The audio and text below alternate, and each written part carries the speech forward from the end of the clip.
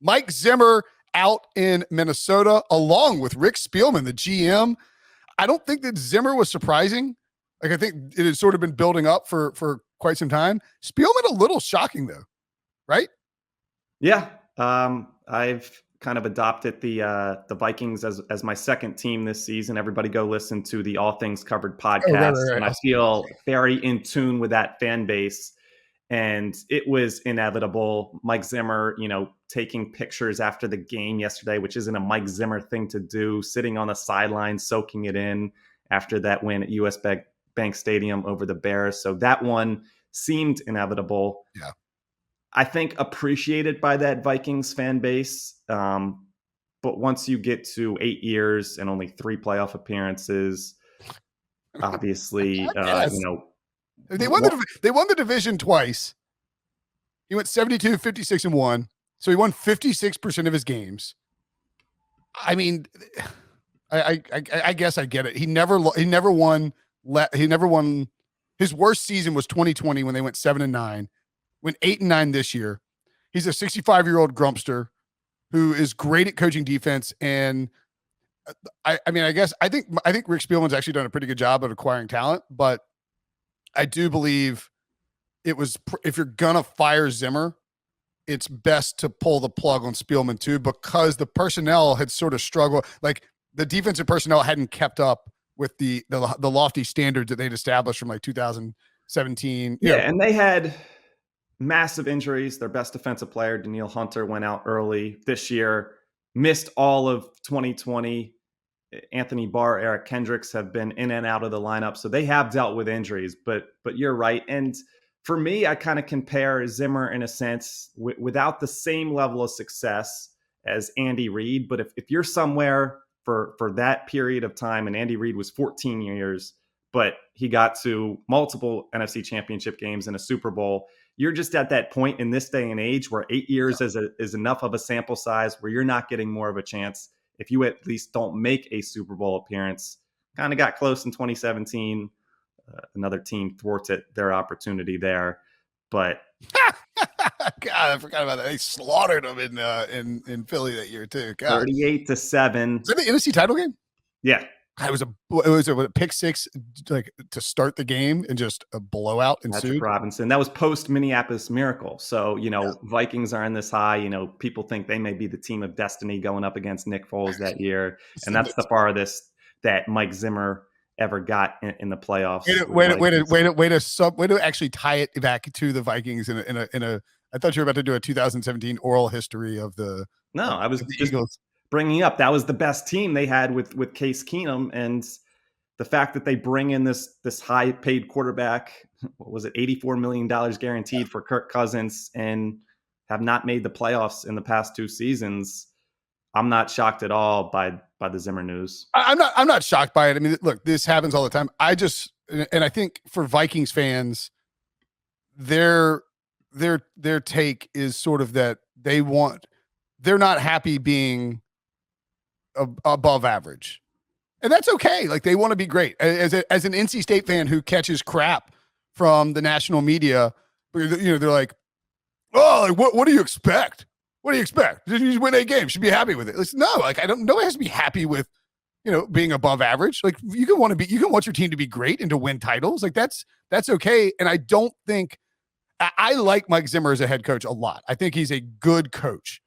But I also I like Pete Carroll. I think Pete Carroll's a really good head coach, but I don't think that it is going to be easy to be great with Mike Zimmer or Pete Carroll unless you have just an elite level quarterback. And we've seen that, Russell Wilson has allowed the Seahawks to be great at times. Kirk Cousins in that. Now, what gets interesting here, Deebo, is you're now looking for a new GM in a place that hadn't had Rick Spielman's been there a long time. Like, he's been there since he's been there since 2006. He was hired away from the Miami Dolphins, I believe. Yep.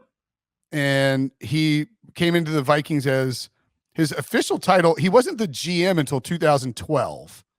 Right. He was the VP of player personnel and de facto general manager, which I guess is a title, from 2006 to 2011. So you're talking about an organization that has been run, he's been an exec VP and GM since 2014. I mean, he has essentially run this organization from a football operation standpoint since 2006. There is going to be some culture shock with whoever is brought in to be the GM. And the other thing, so I mean that's not necessarily, that's not a bad part.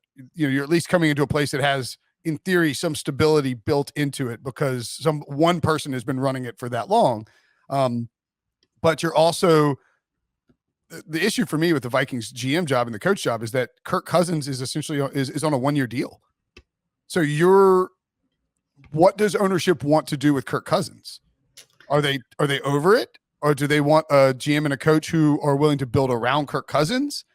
Because that's possible, and that will make it more difficult. Having Kirk Cousins on a 1-year deal with no clear plan at quarterback past that 1 year is going to make it very difficult to make it more difficult to find a GM and a coaching pairing that will want to make it work. Now, and Mike Zimmer wanted to stay as far as possible away from third-round pick Kellen Mond. We saw the clip, not particularly. Yeah. So didn't get a look at him. Kirk Cousins has expressed, as some other quarterbacks do, I'd like to spend the rest of my career in Minnesota. Yeah, everybody says it's not going to be up to him. It's up to this new regime. Yeah. Be very curious. And we don't see, here's the thing about this too. The Wilf family, and they said, this morning we met with Rick Spielman and Mike Zimmer to notify them we'll be moving in a different direction at the general manager and head coach position in 2022. We appreciate blah, blah, blah, blah, blah. We don't have, with the Dolphins, Stephen Ross is doing it every 2 or 3 years, right? With the Jets, the Johnsons are bungling some coaching search and some GM search every 2 or 3 years. We don't really have a good idea of what the Vikings will do because, again, not only has Spielman been there for a long time, Zimmer's been there since 2014. Like Zimmer, one of the longest tenured in the NFL. Probably top. I mean, he's been there probably top 5.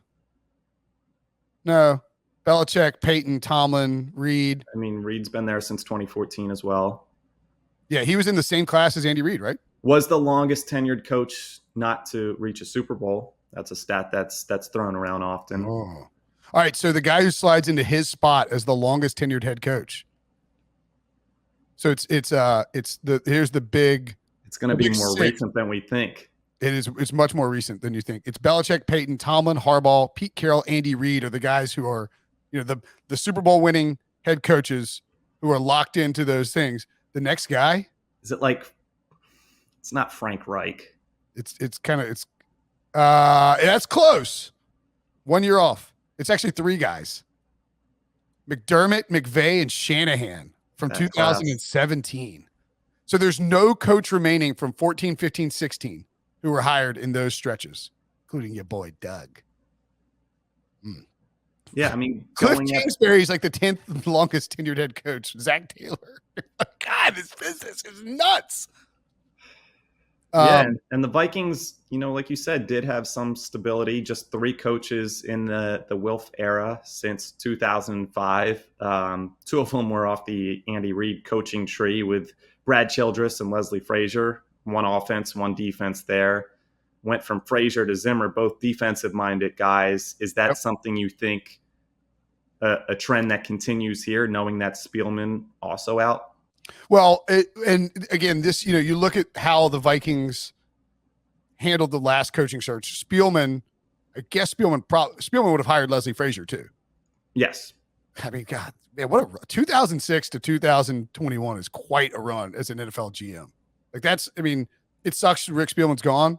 You give the dude credit for lasting that long, and any dude who lasts that long in an organization, that's a really long time. I would guess because of the way that they did the last 2 coaching searches with Spielman conducting them and hiring him and running by Ziggy Wilf, that this is just a hunch. I would guess that they go out and hire a GM first and allow that GM to pick the coaching candidate, because that just, it's if that's sort of how you've done things if that's your comfort level, unless Jim Harbaugh or maybe Jim Harbaugh's a bad example, unless there's some just big head coach who is willing to take the Vikings job, but sort of like Andy Reid with John Dorsey. And our friend, like I was reading it, I'd forgotten about this, but Scott Pioli was with the Chiefs when Andy Reid got hired, and he stepped away knowing that Andy Reid wanted to bring in his own guy. So if you have somebody with that cachet, and I don't know that there's necessarily anybody out there, Doug Peterson does not count. That wasn't that head shake. Okay, who are you thinking? Is there somebody I'm missing? No, I'm trying to think right now. So drop some names in the chat for who you think should be the next Vikings coach. I think that they probably end up going with a offensive guy. So like Josh McDaniels might be someone who could command the GM thing. If Josh McDaniels is like, look, I will come, but I want, and so that's where it gets tricky. Do the Vikings, are they have candidates in mind that they would be willing to let pick the GM, or are they definitely going to go? I think they probably go find a GM and then let that GM do the head coaching search. Now, part of the problem with that is you have to act very, very quickly with your GM because, you know, you don't want to lose an opportunity to hire some good coaching candidates who are out there, although the fairly uninspiring, larger group. I mean, it's retreads and the usual coordinators who are popping up. And, you also have to look, man. I mean, it's January 10th. Combine draft day that far away. You got to get the people in place. Move. So yeah, you got to move kind of quick. And so we'll rank the vacancies later on tonight with a full cast of the Super Friends. Tune in at 5 p.m. Eastern on YouTube. But this has to be towards the top of the list. You look at the offense, and you have the best wide receiver in NFL history through 2 seasons. Yep. You have, I think, inarguably, when healthy, a top 3 running back in the NFL. Adam Thielen remains a touchdown machine into his 30s, and the quarterback is more than competent. If you're a head coaching candidate, and you're thinking, okay, because again, like, look, Brian Flores got fired despite going above 500 2 years in a row because he didn't make the playoffs. If there's a team out there, you're looking at these jobs where you feel like you can make the playoffs in 2022, the Vikings are at the top of the list. Because even you don't know what the hell's going to happen with Cousins after 2022, and you'll talk. Coaching candidates will talk to the GM about it. But you come in with the offensive pieces you described. They've invested a lot in the offensive line, and enough on defense where you can do some damage. A good a offensive minded head coach can get enough out of the Vikings where you have to feel like that team can be a playoff caliber roster in 2022. And you make the this year. There's no reason they should have missed the playoffs. That was an embarrassment, and I think one of the biggest reasons. If the outcomes were shaded just a little differently, or they happened differently, maybe Zimmer's back. But you lose on Sunday Night Football to the Cowboys and Cooper Rush. You allow the Lions and the Fighting Dan Campbells to win their first game of the season by driving down the field and hitting a last-second play. Yep. Kirk Cousins goes out with COVID at the end of the year. But this is the most insane team to me in the NFL. We saw craziness between the Chargers and Raiders on Sunday Night Football. It was like that all season long for the Vikings. They 14 to 17 games come down to one score, and there was 14 of the first 15. They always played up or down to competition, and just a really roller coaster experience for Vikings fans. And then you kind of look at that Rick Spielman era. This team has dealt with some difficult losses. This fan base, I don't want to say tortured, but they're close to it. You want to talk about 2009 conference championship versus the Saints, overtime, super close. They probably would have beat the Colts that year. The Blair Walsh kick, Seahawks in 2015. Look at you, a passionate Vikings fan. I've developed this compassion because I was once there a couple years ago. Yeah. And now, I see these frustrations from the Vikings fans, and it's mounting. So 14 of 17 games, 1-score games. What was it? 4 of their first 6 games or something like that were decided on the final play of the game. That's sort of I think you hit the nail on the head there. If you're the owner and you're watching your team, and your team is like, you're like having, it's like literally causing you like heart issues. And I'm not saying that Ziggy Wolf is dealing with it, but that would be pretty stressful and pretty annoying if week in and week out your team was acting like a crazy pants. There's no consistency. It doesn't feel well coached. It doesn't feel like you can put teams away. That's probably one of the reasons why they ultimately decided to move on and to try and reboot. 3 games in overtime, went 1-2 in those games, as you mentioned. Lost to the Lions, almost lost to the Lions twice. Through 13 weeks, they had a 7+ point lead in every game and had a losing record at that point. It's just not adding up. So yes, the numbers for Jefferson were great. Cook, great when healthy, but all these individual stats didn't add up to a consistent enough offense. And you look at Cousins and you're like, wow, that guy, just looking at the stat sheet, if you didn't watch football this year, but just looked at he's a top 5 MVP guy, just looking at purely the numbers. And that's the furthest thing from the truth of what this team experienced this year. 10 wins was easily within grasp. Should be in the playoffs right now, are not. So, and defense had fallen off a cliff. 19.3 points per game allowed in 2014 to 2019. 27.1 points per game allowed the last 2 years. Certainly. Yeah, and if that's Zimmer's bread and butter. Yeah, if you're Mike Zimmer and your defense is bad, you're not going to stick around. I would say that Zimmer, just like Mike Zimmer and Brian Flores, decent chances they become head coaching candidate or head coaches again in 2022. Maybe the vacancies just don't line up because we're seeing all these defensive coaches fired. So it's tough to be like, well, yes, we fired Vic Fangio, but here's Mike Zimmer. That's not a great sell to your fan base. And Zimmer, 65 years old, if he probably wants to keep coaching, I think, from what we believe, but he'd be a defensive coordinator. He will be a defensive coordinator next year. Like Vic Fangio and Mike Zimmer will be. Well, and we'll get to all those.